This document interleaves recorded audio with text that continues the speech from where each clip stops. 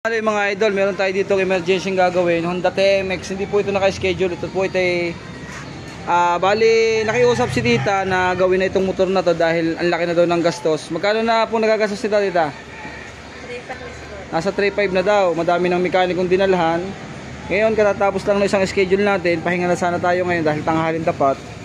Gagawin na natin. Pinasinggil natin dito sa kumpare ko kay Parin Joel para magawa itong motor na to, TMX 125.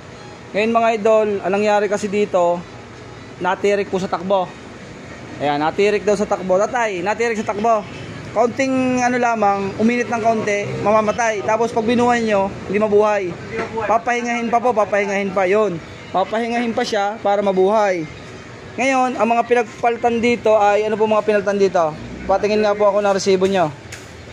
Ayan. Ilan na daw yung mekaniko? Naka-4 na mekaniko. Ito daw mga pinalitan ng... Hindi pa kasama yung battery. Oh, hindi pa daw kasama yung battery. Saka ito hindi rin. Hindi rin kasama yung manifold. Yan, ito po yung mga pinalitan. Hindi po tayo naninira ng kapwa shop or hindi po tayo naninira ng kapwa mekaniko. Ang atin po ay gagawin natin para po kung may idea kayo dito at mangyari sa inyo, hindi na mangyari itong mga ganitong gastusan. At dahil hindi naman po nililimot ang pagkapagawa. Ano?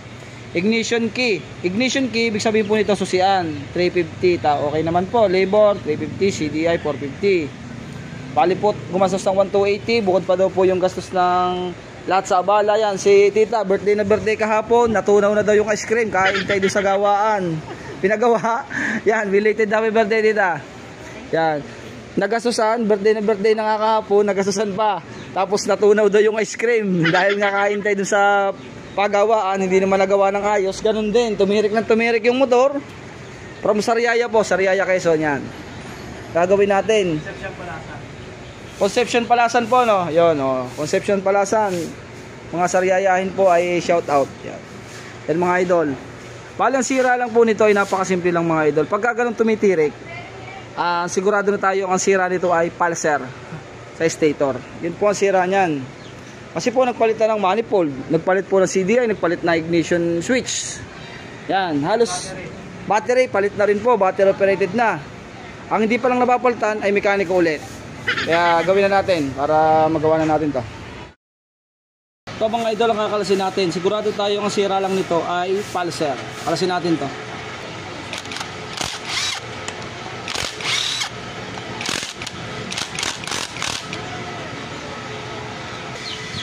Mga idol, kakalasin natin ha.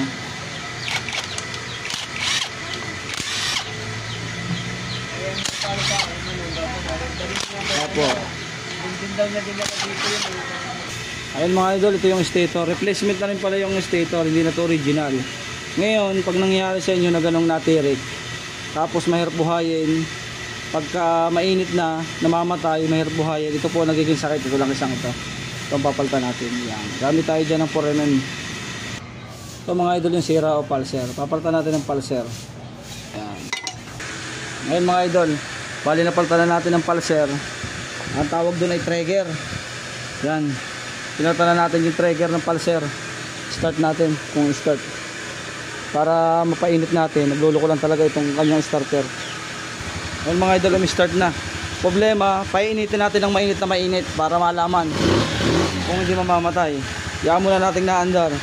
Mamaya, update ko kayo dyan. Ayan, update ko kayo dyan mga idol. Ayan. Para initin natin ng mainit na mainit. 2 hours later. Ayan mga idol, ayos na. Pulser lang po masama. Kaya po namamatay sa takbo. Hindi na po namamatay yan. Oh. Kanina pa pong naandar. Ngayon naman, nananawa namang umandar ng umandar. Ayaw mamatay. Ayan, nanawa naman siyang tumakbo ng tumakbo. Yan. Oh. Ayan eh, tatay, pag namatay na garne, bubuhay nyo, ayaw mabuhay yan ha. Talagang palalamigin muna. Ayan. Ayos na uli po. Balik na sa dati. Ayan na po, ayos na.